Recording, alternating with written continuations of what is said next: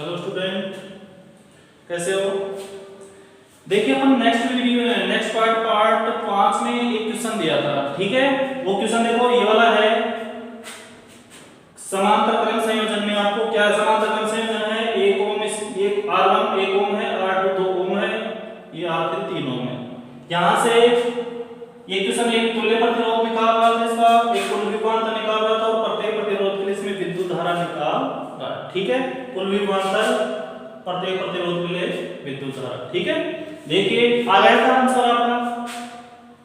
अब देखिए आंसर आ गया था तो इसका मिलान कर देना, ठीक है। देखिए क्या क्या आता है, तुल्य प्रतिरोध निकालो इसका। तुल्य प्रतिरोध पहला क्वेश्चन देखो, तुल्य प्रतिरोध पहला क्वेश्चन देखो, तुल्य प्रतिरोध निकालना इसको। तो तुल्य प्रतिरोध निकालने में क्या होता है, 1/r बराबर 1/r1 plus 1/r2 plus 1/r3, ये सूत्र लगाना था और मान रखना थे। ऐसे कैसे, वो R1 कितना है 1 है तो R1 की जगह 1 लिख दिया, 1 ऐसे कैसे R2 कितना है 2 है तो 1/2 लिख दिया, ठीक है। तो R3 कितना है 1/3, ठीक है। यहां से इसका एलसीएम लो, इसका एलसीएम कितना आया 6 आ गया, कितना आ गया 6 एलसीएम, ठीक है।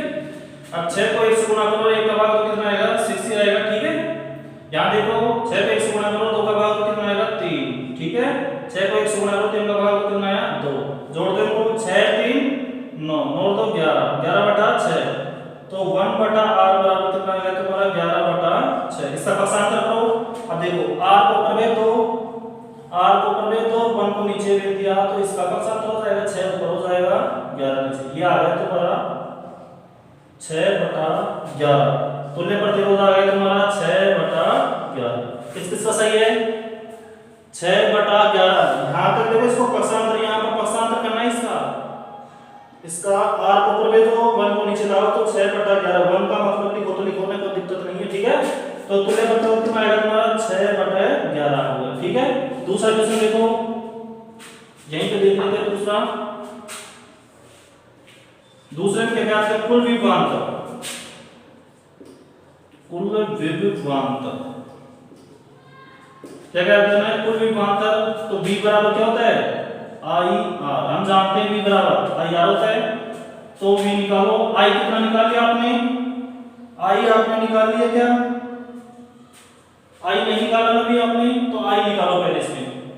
आप इसमें पहले क्या निकालो, I निकालो, जब इस क्वेश्चन को कर पाओगे। I तो अपने पास है ही नहीं, तो प्रत्येक प्रतिरोध के लिए क्या निकालो तुम I पहले निकालो। तीसरा क्वेश्चन सोल्व करो, पहले तीसरा क्वेश्चन सोल्व करो, जब ये होगा, नहीं तो नहीं होगा, ठीक है। तीसरा क्वेश्चन, प्रत्येक प्रतिरोध के लिए विद्युत धारा निकालो।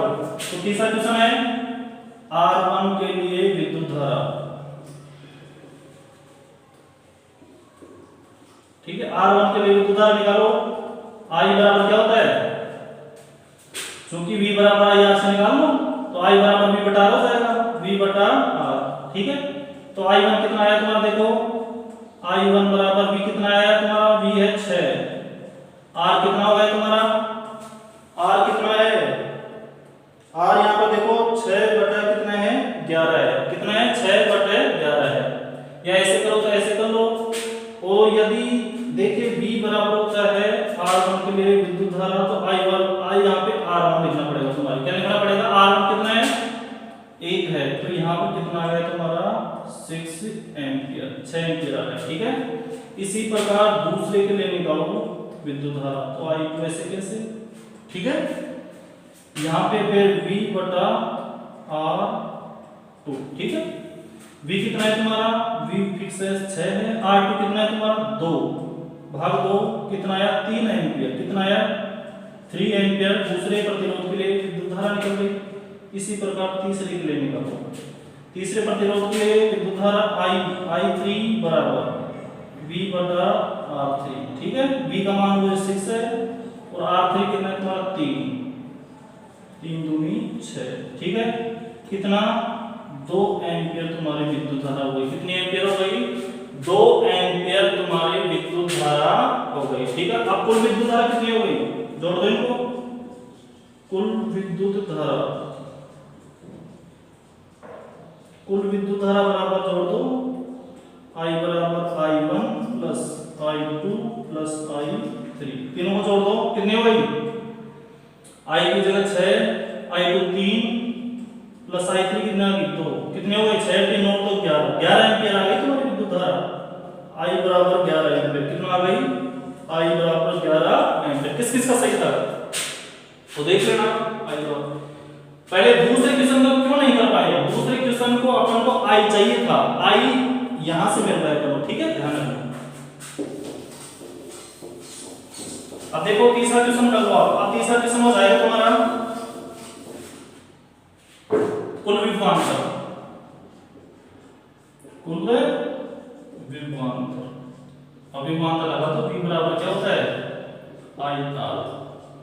तो अपन निकाल लिए आई का मान कितना है 11, ठीक है। तो v बराबर 11 तो आई हो गया। r कितना है r देखो, अब r के मान ये मत रख देना, टोटल r निकाले हैं तुल्य पर तो 6/11, क्या लिखना है 6/11। r की जगह मैंने तुल्य पर तो 6/11 लिख दिया, i की जगह मैंने i निकाल दिया 11।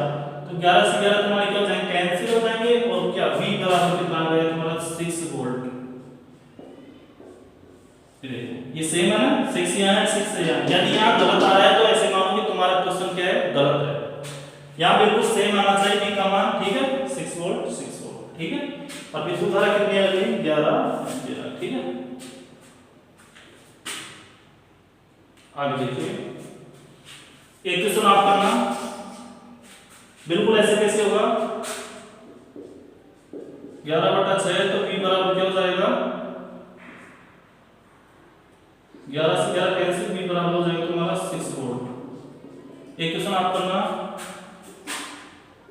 इसकी जगह 2 रख देना, इसकी जगह 3 रख देना, इसकी जगह 4 रख देना, ठीक है 2 3 4 रख देना, 3 और 2 5 और 4 9, इसकी जगह आप रख देना 18 वोल्ट। कितना रख देना 18 वोल्ट। इसको करना आप इस क्वेश्चन को करना और तीनों क्वेश्चन करना, ठीक है।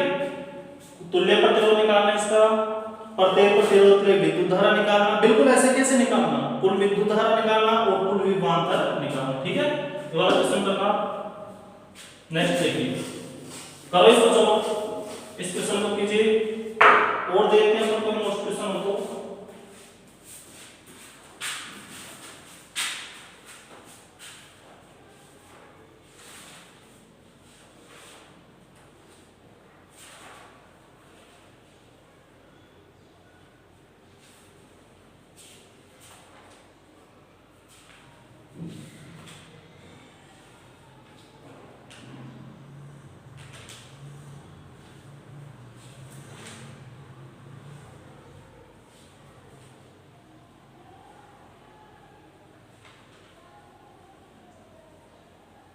एक क्वेश्चन और कीजिए।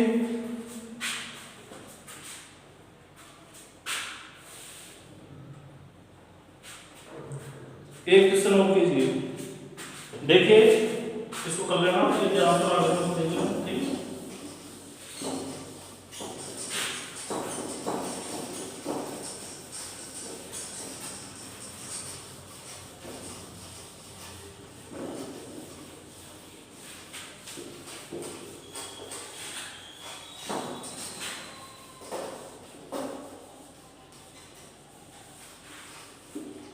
देखिए क्वेश्चन है 1 ओम 2 ओम 3 प्रतिरोध के संयोजन से प्राप्त कितना।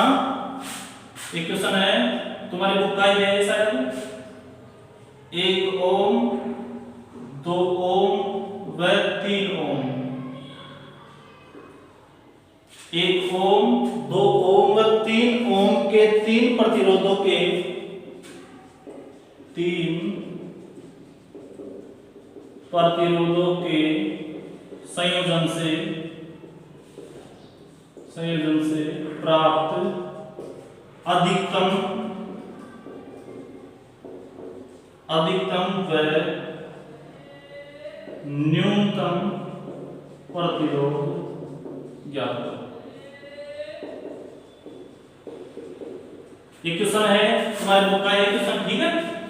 1 ओम 2 ओम व 3 ओम के 3 प्रतिरोधों के संयोजन से। अब यहाँ पर संयोजन का नाम नहीं दिया तुम्हारे को, अब तुम कंफ्यूज हो रहे होगे कि संयोजन तुम्हारे को दिया ही नहीं, तुम कैसे निकालेंगे, घबराओ मत। देखिए यहाँ पर अधिकतम व न्यूनतम 2 शब्द रखे हैं।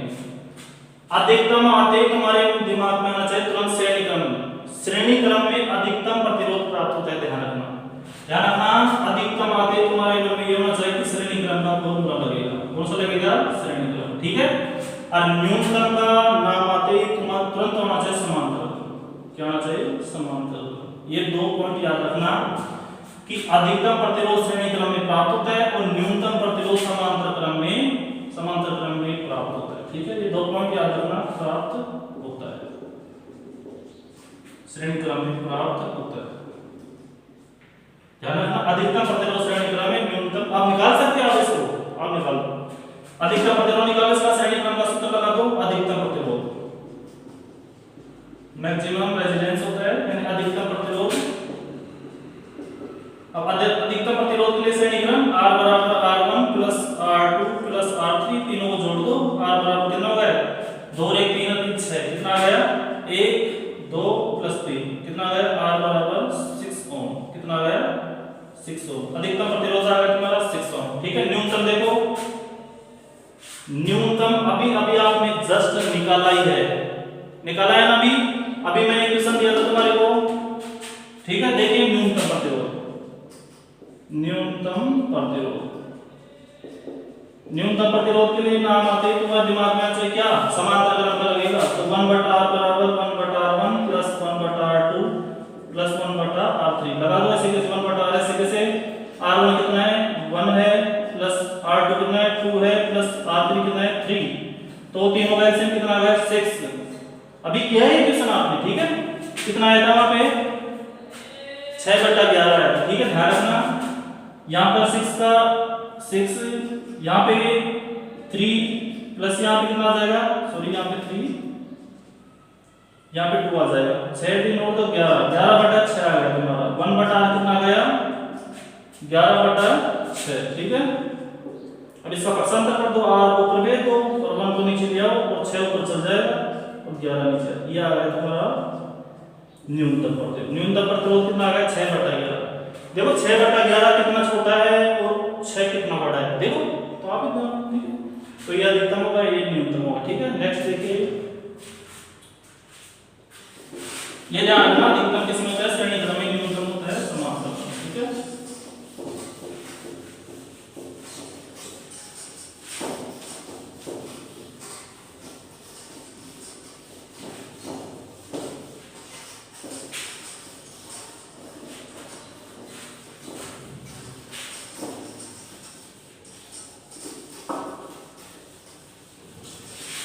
एक क्वेश्चन और देखो,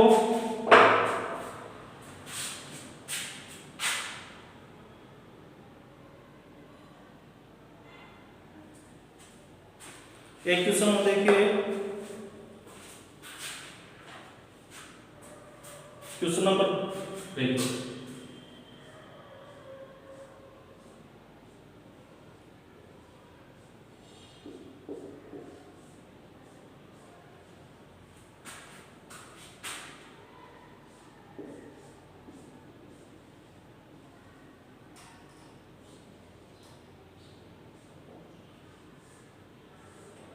यहाँ पर A है, यहाँ पे B है। ठीक है। इसकी जगह 3 ओम है, इसकी जगह 3 ओम है, इसकी जगह 3 ओम है, इसकी जगह 1 ओम है और इसकी जगह है तुम्हारा 3 ओम। ठीक है। 3 ओम है, 3 ओम है और 3 ओम। ये भी तुम्हारा बहुत का इक्वेशन है। यहाँ 3 3 3 1 3 3। ठीक है। इसका A व B के बीच में, A व B क्वेश्चन है, A व B के मध्य तुल्य प्रतिरोध ज्ञात करो। तुल्य प्रतिरोध ज्ञात करो। ठीक है। A व B के मध्य तुल्य प्रतिरोध ज्ञात करो। चलो क्या दिक्कत है? अब आपको पता होना चाहिए ये कौन सा क्रम है? समांतर क्रम। ये कौन सा है? श्रेणी क्रम का है। ये कौन सा है? समांतर क्रम। पहले इसको बदलो। यहां लिखना है चूंकि 3 ओम के 3 प्रतिरोध कौन से क्रम में? समांतर क्रम में। समांतर क्रम में है। ठीक है। अब इनको समांतर क्रम में सूत्र लगाओ। 1/r बराबर 1/r1 plus 1/r2 plus 1/r3। इसको कर लो सॉल्व। तो 1/r ऐसे कैसे, r1 की जगह 3, r2 की जगह 3 और r3 की जगह 3, ठीक है। तो 1/r कितना आ गया, तो 3 एलसीएम होगा इसका, ठीक है। 1 + 1 + 1, ठीक है, यही आएगा 3 का मान लेके। तो r कितना आ गया तुम्हारा 1/r बराबर 3/3। अब 3/3 का मतलब क्या होता है, 1 होता है, ठीक है। तो r कितना आ गया तुम्हारा 1 आ गया, 1 ओम आ गया तुम्हारा, r कितना आ गया 1 ओम, ठीक है। तो इस पूरे की जगह क्या लिख सकते हो आप, 1 लिख सकते हो। देखो आप चित्र कैसे बन रहा है तुम्हारा। अब यहाँ पूरा एक को इस तार को जब खींचोगे ना तो आपस में यही देखो, इसको खींचोगे, अभी खींचना नहीं है, अभी हमने बस, ठीक है। इसको खींचोगे इसकी पूरा देखो, इसको मैंने यहाँ पे खींच करके कितना आ रहा है आपका 1 ओम आ रहा है, कितना आ रहा है 1 ओम, ठीक है। ये 1 पॉइंट है तुम्हारा। यहाँ पे देखो कितना है तुम्हारा, 1 ऑलरेडी पहले से दे रखा है, 1 ओम ये रहा। अब इसकी जगह भी तो 1 ही आएगा, इसकी जगह, ठीक है। यहाँ 3 की, यहाँ पर कर लिया इसको 1 आ गया, तो यहाँ भी 1 आ गया, ठीक है। यहाँ पे 1 ओम आ गया, ठीक है। ये तुम्हारा p हो गया। अब ये कौन सा क्रम हो गया, अब ये श्रेणी क्रम हो गया। तो ये कौन सा आता है, श्रेणी क्रम, श्रेणी क्रम का तुल्य करो। अब श्रेणी क्रम का तो जानते हो ना, तो r बराबर r1 + r2 + r3, ठीक है। जोड़ दो तीनों को, r बराबर कितना है 1 + 1 प्लस कितना आ गया, r बराबर 3 ओम, ठीक है। ये क्वेश्चन हो गया, आ गई बात समझ में, आगे देखो।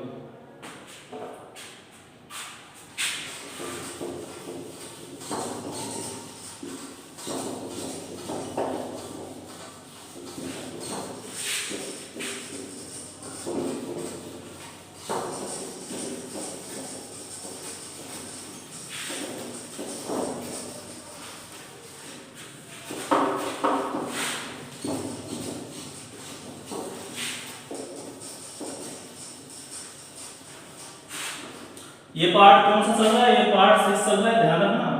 ये पार्ट कौन सा चल रहा है, 6 पार्ट चल रहा है, ध्यान रखना।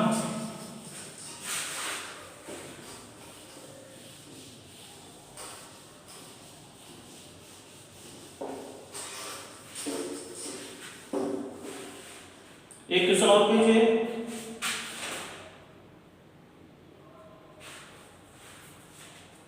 एक क्वेश्चन है, बहुत अच्छा क्वेश्चन लिखिए।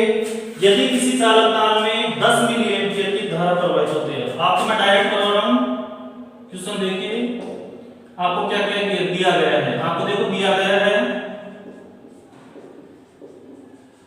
दिया गया है I बराबर दे रखा है तुम्हारे को 10 मिली एम्पियर, 10 मिली एम्पियर, ठीक है। I बराबर दे रखा है 10 मिली एम्पियर और आपको विभवांतर दे रखा है, विभवांतर V दे रखा है आपको 2.5, कितना दे रखा है 2.5 वोल्ट दे रखा है, ठीक है। अब इसमें आपको क्या करना है, प्रतिरोध ज्ञात करना है। ये लो कीजिए, इसको कीजिए। I दे रखा है 10 मिली एम्पियर, V दे रखा है 2.5 वोल्ट और R, जल्दी करो इसको, जल्दी करो, फास्ट करो, जल्दी कीजिए इसको। कुछ नहीं करना है, R वाला फॉर्मूला लगाना है तुम्हारे को। चूंकि ओम का नियम V बराबर क्या होता है, IR होता है, तो R निकाल लो, R बराबर V बटा I, V बटा I निकालो जल्दी। V का मान दे रखा है, I का मान दे रखा है,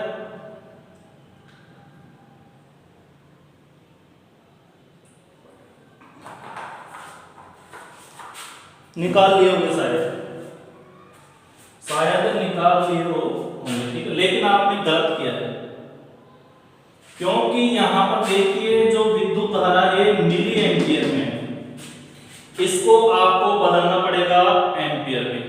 जब मैं आपको फर्स्ट पार्ट में पढ़ाया था तुम्हारे को कि यदि परिपथ में अल्प परिमाण की विद्युत धारा बहती है तो उसको मिली एम्पियर में मापा या माइक्रो एम्पियर में बताया तुम्हारे को। 1 मिली एम्पियर बराबर होता है, 1 मिली एम्पियर बराबर होता है 10 की पावर -3 एम्पियर। कितना होता है 10 की पावर -3 एम्पियर। एम्पियर, ठीक है। और 1 माइक्रो एम्पियर बराबर, ध्यान रखना ये पॉइंट, 1 माइक्रो एम्पियर बराबर होता है 10⁻⁻6 एम्पियर। बात आगे समझ में? यहाँ पे गलती की है तुमने। देखो R तुम्हारे ज्ञात करना है, तो R ज्ञात करोगे तो R बराबर क्या होता है V बटा I, तो V का मान तो सेम है, कितना 2.5। I का मान 10 नहीं लिखा है तुम्हारे को, 10 तो लिखना ही है, उसको किस में बदलना तुम्हारे को 10⁻⁻6, ये सॉरी 6 नहीं, मिली एम्पियर में 3, तो 3 करो यहाँ पे। बात आ गई समझ में? नहीं आई? देखिए I यहाँ पे मिली एम्पियर में, इस मिली एम्पियर को मैंने किस में बदल दिया एम्पियर में, किस में बदल दिया एम्पियर में, ठीक है। यहां लिख देना पड़ेंगे, चूंकि 1 मिली एम्पियर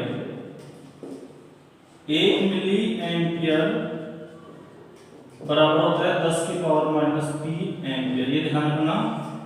चूंकि 1 मिली एम्पियर बराबर होता है 10⁻³ एम्पियर, तो रख दो, क्या दिक्कत है, रख दिया अपन ने माइनस, ठीक है। इस पॉइंट पर हटाओ, इस पॉइंट पर हटा दिया तो आपने क्या लगा दी यहाँ पे, एक जीरो लगा दी, ठीक है, एक जीरो लगा दी, ठीक है। तो टेंशन नहीं है, ठीक। आगे देखो, ये पावर है किसकी, माइनस की है, काट लो एक बार को, 25 एकम 25, 25 चौका 100, 4 बार कट जाएगा, ठीक है। ये पावर किसकी है, माइनस के ऊपर गए दो, इनको किसकी हो जाएगी, प्लस की, यानी 10⁻³ ऊपर गई प्लस की, नीचे क्या बच रहा है, ऊपर तो 1 बच रहा है, नीचे कितने बच रहे हैं 4, ठीक है। यहां तक बात समझ में आ गई। इन 10⁻³ का मतलब होता है 1000, देखो एक ऐसे कैसे तुम्हारा, और एक को एक गुणा करोगे, देखो 3 जीरो है, 10⁻³ 1 0 2 0 3 0 और बटे में 4, जब 1000 में 4 का भाग दोगे तो तुम्हारा आंसर आएगा 250, कितना आएगा 250, 250 ओम आएगा। ये किस किस का आंसर सही था यदि किया हो तो, यहाँ R बराबर आएगा तुम्हारा 250 ओम, ठीक। किस किस का सही था देख लेना तुम, ठीक है। और देखते क्वेश्चन, बस ये क्वेश्चन हो गए तुम्हारे लगभग, और क्वेश्चन वो तुम कर लेना, ठीक है।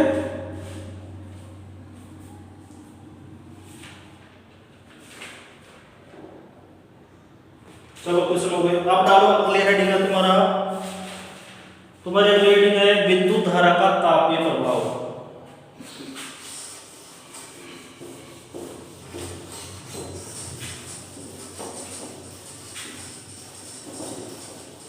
नेक्स्ट हेडिंग डालिए विद्युत धारा का तापीय प्रभाव।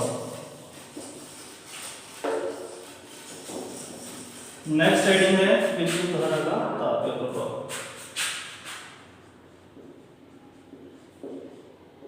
विद्युत धारा का तापीय प्रभाव।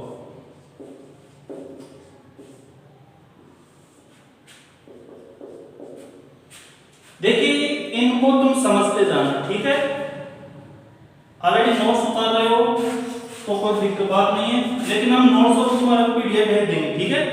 जैसे फोटोकॉपी के यहाँ से कैप्चर करके तुम्हारे मोबाइल में या जो भी है उसमें अपलोड कर देंगे, ठीक है। पूरे लेसन की सीरीज वाइज अब तो तुम मॉड्यूल समझते जाना, ठीक है। पहले लेसन से ही अपन भेज देंगे, ठीक है, ध्यान रखना। और लेकिन अब पहले लेसन से अपन चालू करेंगे, ठीक है। अब इसके बाद पहला लेसन ही चालू करेंगे अपन, ठीक है। फोटोकॉपी देंगे आपके पास, ठीक है, और आप उतारते जाना सीरीज वाइज, ठीक है। अब तो इनको समझते जाना, ठीक है। यदि उतार रहे हो इस लेसन को पूरा करें तो फिर बाद में देखेंगे, ठीक है। अब देखो विद्युत धारा का तापीय प्रभाव क्या होता है। अब जब जैसे मान लो कोई चालक है, कोई चालकता है, उसमें आप विद्युत धारा दे रहे हो, क्या दे रहे हो, विद्युत धारा, ठीक है। जब किसी चालकता में विद्युत धारा दे रहे हो, जैसे मान लो एक कमरे में अपन एक बल्ब जला रखे हैं, ठीक है। अब एक कमरे में अपन विद्युत धारा आ रही है, ठीक है, विद्युत धारा आ रही है, तो इसमें आपको पता है 100%, जैसे मान लो 100% विद्युत धारा थोड़ी जैसे अपन उपयोग कर लेते हैं इसमें देखो ऊर्जा का कुछ भाग, ऊर्जा संरक्षण का नियम याद होना चाहिए। ऊर्जा को एक रूप से दूसरे रूप में परिवर्तित करते हैं, ऊर्जा को 100% ऊर्जा का प्रयोग नहीं कर सकते। जैसे बल्ब जल रहा है, उसकी रोशनी थोड़ी बाहर भी जा रही है, ठीक है। तो इसमें ध्यान रखना विद्युत का कुछ भाग उपयोगी कार्य में, जैसे बल्ब जलाने में, ठीक है, पंखा चलाने में, और बाकी का वातावरण में ऊष्मा के रूप में क्या हो जाता है, संचित हो जाता है। यही क्या है तुम्हारा विद्युत धारा का तापीय प्रभाव। तो इसका है जब किसी चालक में विद्युत धारा प्रवाहित की जाती है, इसकी परिभाषा सुनिए, जब किसी चालक में विद्युत धारा प्रवाहित की जाती है तो चालक विद्युत धारा का कुछ भाग उपयोगी कार्य, जैसे देखो इसकी परिभाषा, जब किसी चालक में विद्युत धारा प्रवाहित की जाती है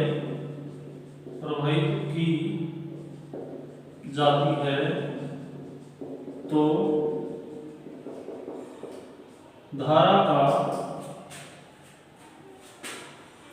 देखिए जब किसी चालक में विद्युत धारा प्रवाहित की जाती है तो धारा का मान, जैसे धारा का कुछ भाग उपयोगी कार्य, जैसे पंखा चलाने में, ठीक है, फैन चलाने में, ठीक है। आगे देखिए, जब किसी चालक में विद्युत धारा उपयोगी कार्य जैसे प्रवाहित की जाती है तो ऊष्मा का कुछ भाग या धारा का कुछ भाग लिख सकते हो। जब किसी चालक में विद्युत धारा प्रवाहित की जाती है तो धारा का कुछ भाग उपयोगी कार्य जैसे बल्ब जलाना, पंखे का चलना आदि, ठीक है। सुनिए, जब किसी चालक में विद्युत धारा प्रवाहित की जाती है तो धारा का कुछ भाग उपयोगी कार्य, जैसे ऊष्मा लिख सकते हो, ऊष्मा का कुछ भाग कार्य जैसे बल्ब जलाना, पंखे चलाना आदि में, तथा ऊष्मा का कुछ भाग, अब जैसे तुम बल्ब चला रहे हो, पंखे को चला रहे हो, कूलर चला रहे हो, एसी चला रहे हो, उसमें ऊष्मा का 100% भाग थोड़ी उपयोग ले रहे हो, उसमें ध्यान रखना, तथा ऊष्मा का कुछ भाग वातावरण में प्रवेश होता है, ठीक है, ध्यान रखना। अनुपयोगी होगा, ये ऊपर ले रहे हैं तो उपयोगी, और ये क्या होगा, कुछ भाग वातावरण में फैल जाता है, ठीक है। ये परिघटना कहलाती है विद्युत धारा का तापीय प्रभाव, ठीक है। बात समझ आ गई? वातावरण में ऊष्मा के रूप में उत्सर्जित हो जाती है, उत्सर्जित का मतलब है फैल जाती है, ठीक है। वातावरण में ऊष्मा के रूप में उत्सर्जित हो जाती है,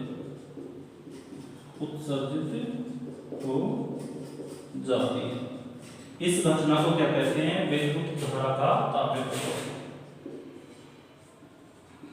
इस घटना को विद्युत धारा का तापीय प्रभाव कहते हैं, ठीक है, ध्यान रखना। रटना नहीं है तुम्हारे को, याद रखना। जब किसी चालक तार में विद्युत धारा प्रवाहित करते हैं तो विद्युत ऊर्जा का या विद्युत का कुछ भाग उपयोगी कार्य जैसे पंखा चलाने में, फैन चलाने में आदि में खर्च हो जाता है, तथा शेष ऊष्मा की शेष मात्रा वातावरण में उत्सर्जित हो जाती है, ठीक है। जो वातावरण में उत्सर्जित हो जाएगी वो उपयोगी होगी या अनुपयोगी होगी? वो होगी अनुपयोगी। जैसे मान लो आप जैसे 1000 रुपए लेके जैसे आप कोई मेला देखने जाते हो, ठीक है। अब मेला देखने जाते हो, जैसे मान लो आप वहां उपयोगी भी खर्च करते हो और अनुपयोगी करते हो नहीं। जैसे उपयोगी रुपए खर्च कहाँ करोगे आप? उपयोगी रुपए खर्च वहां करोगे जैसे आपने कुछ खा लिया, और अनुपयोगी रुपए आप कहाँ खर्च करोगे?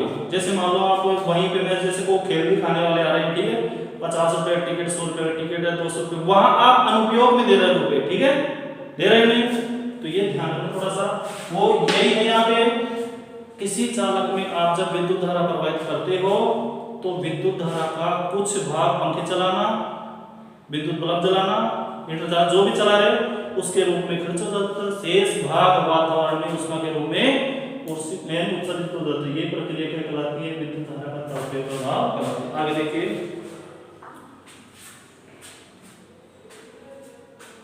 आगे देखो,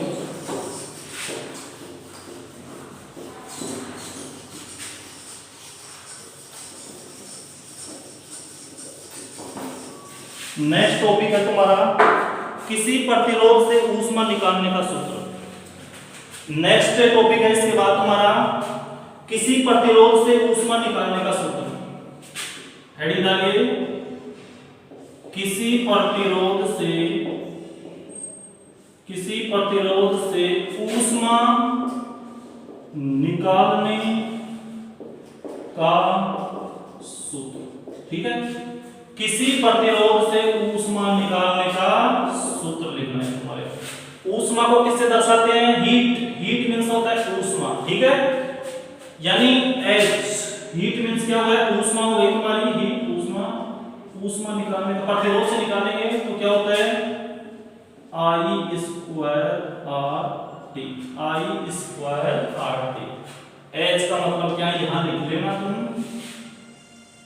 I क्या होती है तुम्हारी? विद्युत धारा।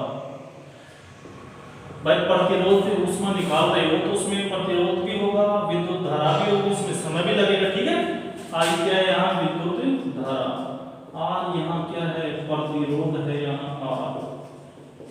ठीक है, और T है यहाँ समय। बात समझ में आ गई? किसी प्रतिरोध से ऊष्मा निकालने का सूत्र H बराबर I स्क्वायर RT। I क्या है? विद्युत धारा। R क्या है? ये ध्यान रखना, इंपॉर्टेंट है। ठीक है, IMP। आगे देखिए नेक्स्ट क्या है? ऊष्मा का मात्रक। एक और बात याद रखना, ऊष्मा का मात्रक। ऊष्मा का मात्रक क्या होता है? क्या होता है? ऊष्मा का मात्रक होता है जूल। ऊष्मा का मात्रक क्या होता है? जूल होता है। जूल और किस किस का मात्रक होता है बताइए? जूल एक तो ऊष्मा का हो गया मात्रक, ठीक है, एक कार्य का हो गया, एक ऊर्जा का हो गया। ठीक है, ध्यान रखिए मात्रक भी अपन ऊष्मा निकालेंगे उसकी मात्रा में क्या लगाएंगे? जूल लगाएंगे। ठीक है, नहीं लगाया तो तुम्हारा क्वेश्चन गलत है। ठीक है, ध्यान रखना। अब अगले हेडिंग है जूल तापन का नियम। अगले हेडिंग है जूल तापन का नियम। ठीक है, ये हेडिंग वाइज हेडिंग दे लेते हैं बस। ठीक है, आगे पीछे नहीं होगा ऐसे। ठीक है,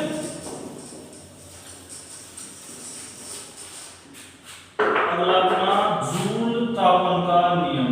जूल तापन का नियम। ठीक है जी, जूल तापन का नियम। ठीक है, देखिए किसी प्रतिरोध के सिरों से उत्पन्न ऊष्मा किसी प्रतिरोध के सिरों से उत्पन्न ऊष्मा किसी प्रतिरोध के सिरों से उत्पन्न ऊष्मा का मान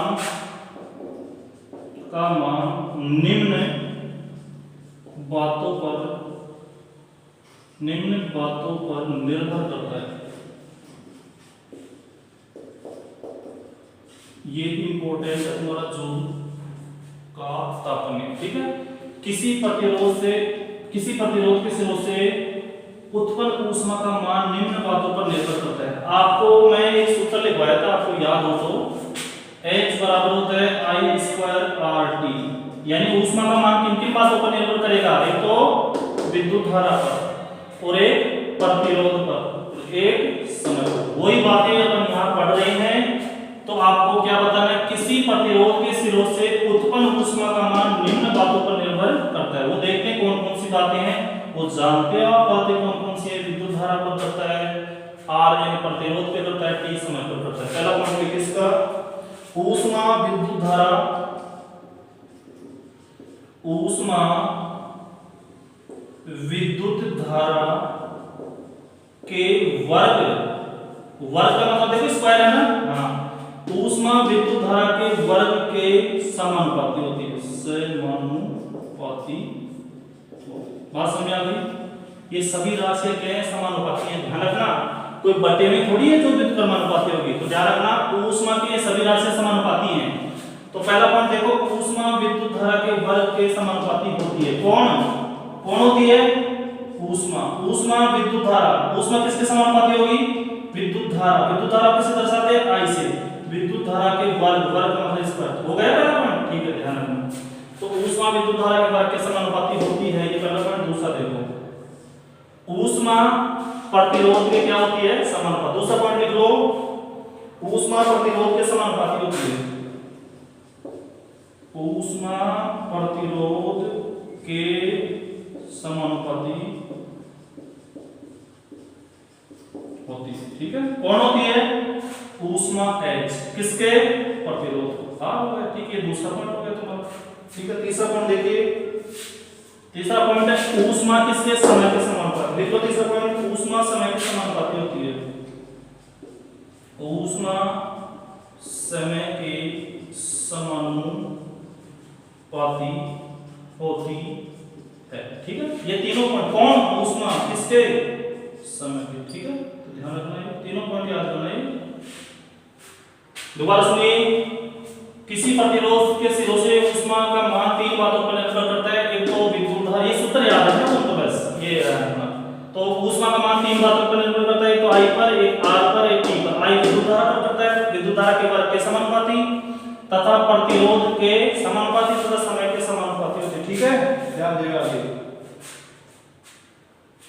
आगे देखिए, रब कर दूं,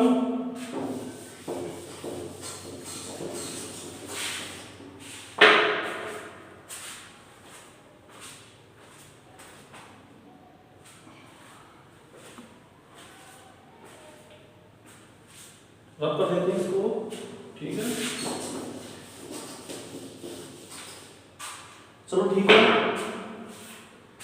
अब आगे का नेक्स्ट वीडियो में देखेंगे, ठीक है। पार्ट 7 में चलाएंगे, इसके बाद उसमें के बाद क्या आता है, ठीक है। धन्यवाद।